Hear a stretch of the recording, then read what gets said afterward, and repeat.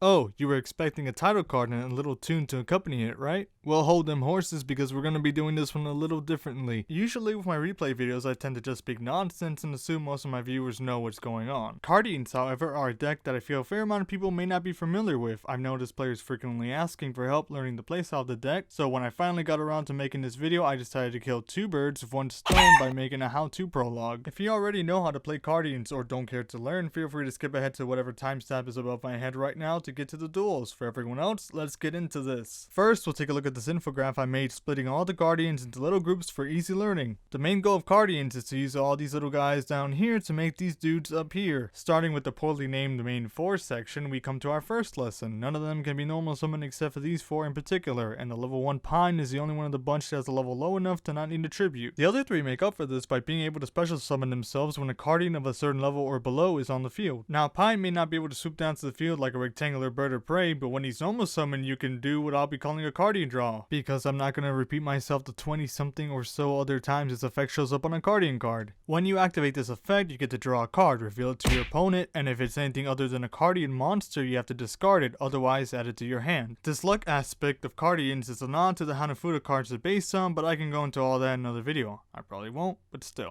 Pine's got a secondary effect where if it's destroyed in your possession in any way by your opponent, you get to draw a card. Your opponent Solemn Warning's one of your few playmakers? Don't worry, at least you get a random card from the top of your deck. It'll probably be something helpful, right? Shit. Zebragrass is level 8 and the hardest of the main 4 to summon, as it can only special summon itself while you control a level 7 or lower Cardian monster, and these are all of them. You also don't get a draw on its summon, but it has another useful effect. When it's summoned, you get to reveal any number of Cardians in your hand, shuffle them back into the deck, and then draw the same number of cards. Perfect in a scenario where you have certain Cardians you don't need and want a chance of getting a better hand. Shit! Willow is, in my opinion, the best monster card in the main deck, maybe even the best card period. It's a level 11 and can special summon itself when you control any level 10 or lower Cardian, and there are lots of those. Its effect allows you to take any Cardian monster in your graveyard, shuffle into the deck, and draw a card. It's not even a Cardian draw, you don't have to reveal it, and you get to keep it no matter what it is. My favorite thing to recycle with Willow's effect is another copy of Willow, because drawing a Willow off that effect, then summoning it to get another draw is just...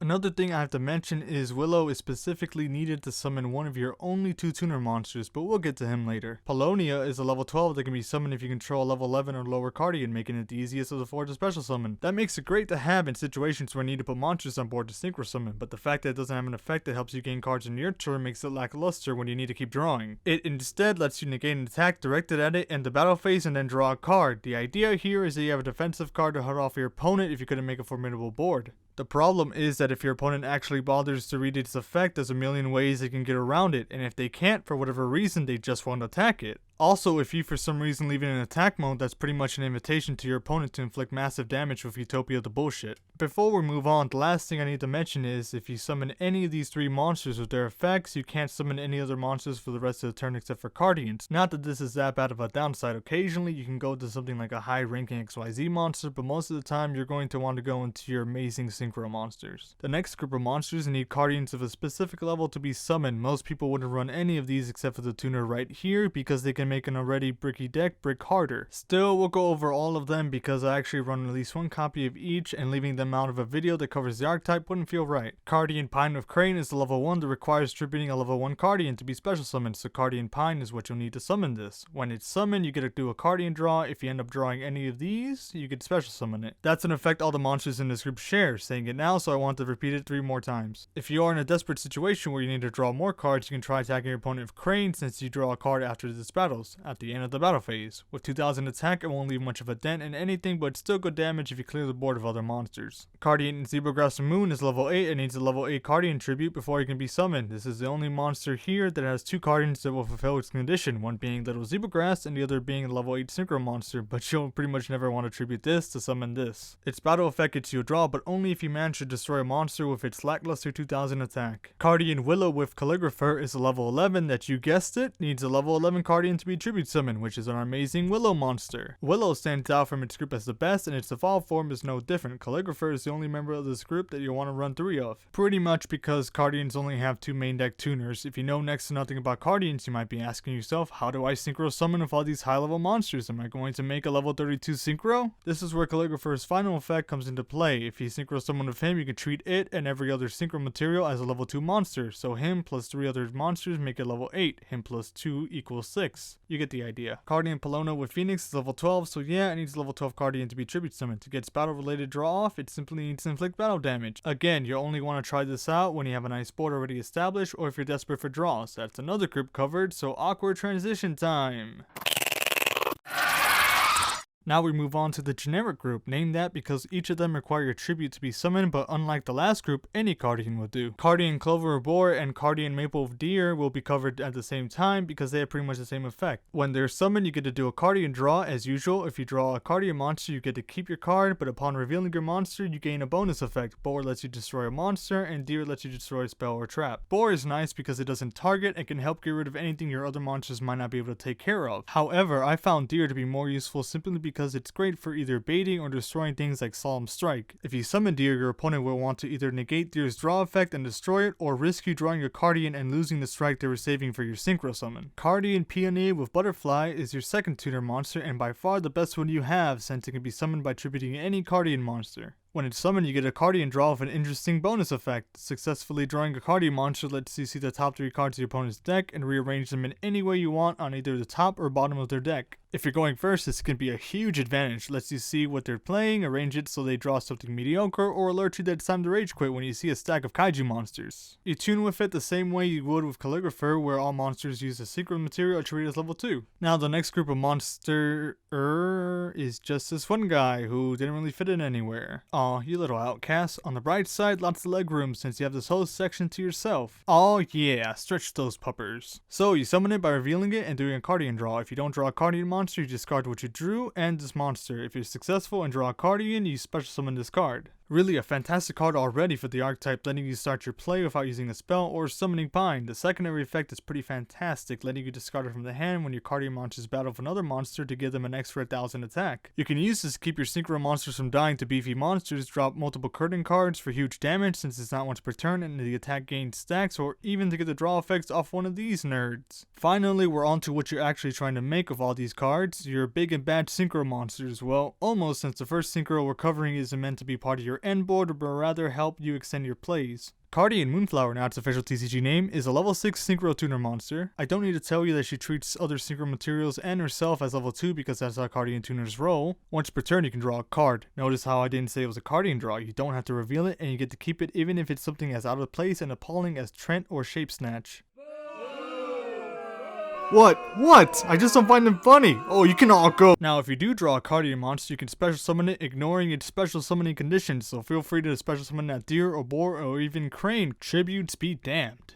Flower Cardian Boardefly is your other level 6 synchro monster. It gives all your Flower Cardians piercing damage, which can be helpful for anything immune to battle, destruction, or just dealing a ton of damage. His secondary effect lets you banish a Cardian monster from your grave to stop all your opponent's grave effects cold and prevent them from summoning anything from the graveyard until the end of their next turn. If you take a look at your opponent's deck with Peony, going for this guy instead of one of the other more costly synchros can be smart if your opponent is playing something that heavily relies on the graveyard. Cardian Lightshower is your level 8 synchro, and boy does it have a lot of effects. First of all, your Cardian monsters can't be targeted or destroyed by card effects. That's amazing protection on a 3000 body both ways. Next effect is on your opponent's turn. If they draw a card for the normal draw phase, you get to burn them for 1500 for no reason. Did your opponent manage to survive your assault with the skin of their teeth? Too bad, here's more damage. Now onto the final effect. At the end of your opponent's turn, you get to make a choice. Either negate this card's effect into your opponent's next standby phase, leaving your monsters vulnerable to targeting effects and destruction, and also losing out on Lightshower's burn effect, or you get to skip your draw phase. Yeah, skipping your draw phase might seem like a huge downside, but with Cardians, once you've established a nice field, it doesn't really matter. On to the boss monster of the deck that takes an entire field full of monsters to make. You're level 10 with just a massive 5000 attack. The muscle on this dude isn't all you're getting, because once per turn you can negate a spell or trap card.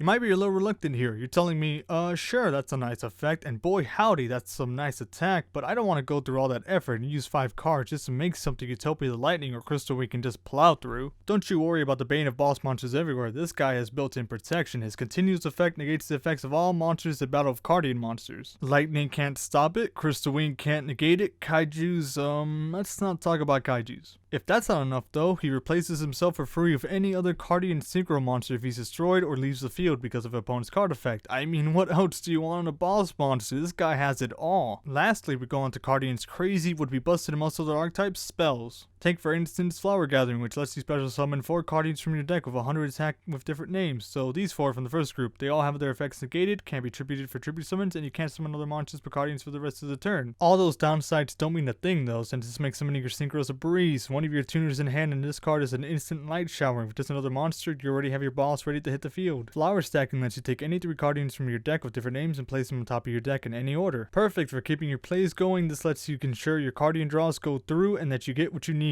On a turn that wasn't the one to hit the graveyard, you can also banish it to add a Cardian from your grave to your hand, so it's not the end of the world if you discard it off a Cardian draw. Super Koi lets you excavate the top 3 cards of your deck and summon any Cardians revealed ignoring their summoning conditions. Anything excavated that wasn't a Cardian monster gets banished face down and you lose 1,000 life points for each of those cards. You can also only activate 1 per turn because I imagine if my luck, if I activated 2 of these in the same turn, I would probably lose 6,000 life points, my best spells, and then hurl myself off the nearest bridge. Thanks for looking out for me, Konami. Once it hits the grave, you can banish it anytime you want, then tribute a Cardian monster to summon any Cardian from your hand ignoring its summoning condition. So you have your Calligrapher stuck in your hand but no Willow to tribute it onto the field, just banish this and trick Calligrapher into thinking that Pine is Willow. Easy peasy. At last, the final card we'll go over is Recardination. Yes, that's the real name. This spell lets you target a Cardian in the grave and add it to your hand, and if that wasn't enough, you get to special summon a Cardian monster from your hand ignoring its summoning condition. I usually like to add back Willow from my grave, then summon anything out that needs a tribute, maybe a tuner, then bring out the Willow and get yet another draw. Now if this card is sent to the graveyard because of the effect of a Flower Cardian monster, you get to excavate the top 5 cards of your deck, add any spell or trap card in those cards to your hand. But let's be real here, who plays traps in Cardians? Oh, you do? Well, stop that. Then, once you made your choice, you get to put the remaining cards atop of your deck in any order, setting up your plays quite nicely. Even with Flower Gatherings and Sade Quad Summon, this is a contender for best card in the archetype. Now that we know what everything does, let's take a look at a typical first turn. First, you'll need one of these playmakers. If you don't have any of these, you're kind of out of luck. Usually, you'll want to start off with normal summoning Pine and working up from there. Super Koi isn't a bad start either, but it can be a big risk without proper setup. Comboing it with Flower Stacking can get you your Secret Tuner, who will then give you a draw and possibly a summon. To do this, you want to stack any 2 non-essential Cardian monsters and a tuner. Super Koi will summon them all with their effects negated, but they'll be level 2, allowing for an easy level 6 synchro. From here, you summon your Cardians depending on whether you need synchro material or a draw. Holding on to Flower Gathering until you make Moonflower is just player preference, nothing wrong with blasting it off first, especially if you have no other options.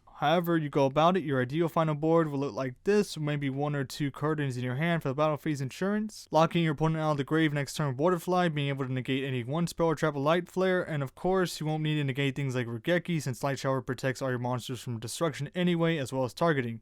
Yup, not much can stand up to a field like that.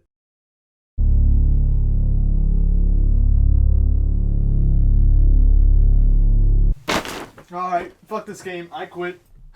Okay, on to the duels.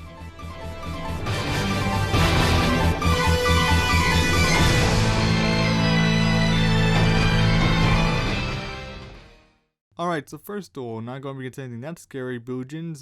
They were relevant how long ago? Oh geez, this was back when I thought reinforcements to the army was good in Cardians. I was so young, naive, foolish, I didn't know any better. I mean, take a look at this, I just clogged up my entire field in the hopes that I would draw a tuner monster. I mean, it seems to be working, but you know, if he summons Susano, there goes all my monsters in one battle phase. But yeah, the tutorial's still going on here. If you can't summon any of your synchro monsters, just do this. It'll totally work, you know, as long as your opponent only summons 1 monster per turn. But real talk here, I could totally understand if you think reinforcement to the army is good in this deck. I mean, they're all warrior types, so it's a no-brainer, right? But here's the thing, it can only search out 2 of your Cardians, one being Pine and the other one being Cardian, which is pretty damn good, I admit, because both of them are playmakers and one of them is good like all the damn time. I'm talking about you, Cardian. I'm sorry, Pine, but you're so damn useless to me after I've already normal summoned. Please stop appearing in my hand. Still, I found out the card's only really good if you draw on your first turn. You're only running one copy of it, so the odds of that happening are really low. Also, if you're activating, you're thinning your deck out, but you're thinning it out of Cardian monsters, which you want to draw into, making the chances of you drawing into a spell just a tiny bit higher. And I don't know, maybe it's just me, but I always ended up drawing this card off a Cardian effect and having to discard it anyway. Usually when I really needed that draw too. By the way, does anyone know exactly why Cardians are warrior type? I mean, sure, when they're all humanoid, I can see it. We have this guy with a sword and a bunch of boombox speakers around him. Yeah, it's pretty warriorish. And then we have this dude over here packing some sort of taser umbrella. If it's good enough for the penguin, I think it should be good enough for any other warrior. Hey, say what you want about him, but he fights Batman all the damn time. Now hold on.